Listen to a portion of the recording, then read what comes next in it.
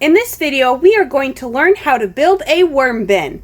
If you would like to know more about worms, see the videos on our website or YouTube channel.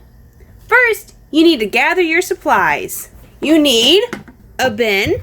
You need a sturdy plastic tote like this one that I have. You also need some shredded paper. If you know someone who works in an office, or if you have your own shredder, this is easy to come by. It makes for cheap bedding. You want to make sure there is not colored ink or shiny pages, such as those found in newspaper ads. I use newspapers and carefully put them through the shredder. You will need at least enough to fill up your bin, about 2 inches. Next, you're going to need some soil. This is easy to come by as well. I use soil for my backyard, but make sure you get permission before you go digging. We don't want to dig up anybody's flowers. Also, be aware of anything that might have been sprayed on the soil, as chemicals can kill your worms. You will also need some water. This is to help keep the worms moist so that they can breathe. And of course, you're going to need some worms. I cheated and I bought mine in the bait section at Walmart. But you can easily dig some up in your backyard under rocks or logs. Once you have gathered your supplies, you need to prepare your bin.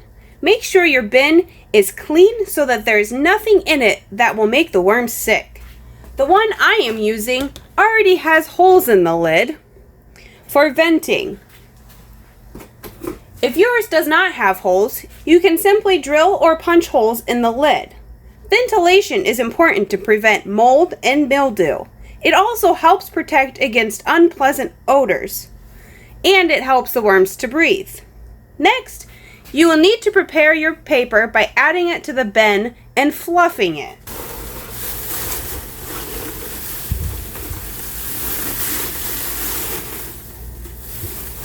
You want to make sure there's no clumps because that can cause unpleasant odors. You want it to be about 2 inches, so I've probably got a little bit too much. I'm going to take some out. Once you have it nice and fluffed, you're going to need to add some water. You want to wet the paper so that it is good and saturated, but not so wet that there's water dripping off the paper. If you think you added too much water, simply add more paper.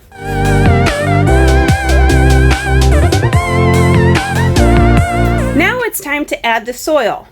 This is a little bit of a guessing game, so measurements are not very precise. You're going to add as much soil as you have paper so that it is about 4 inches high.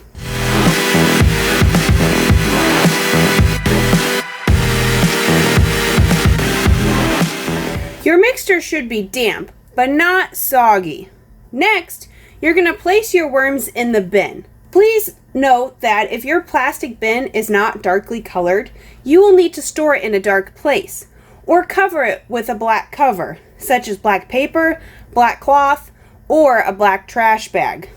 That's what I use, as a trash bag. You may feed your worms table scraps such as banana peels, apple cores, vegetables, or you can feed them fresh grass and leaves.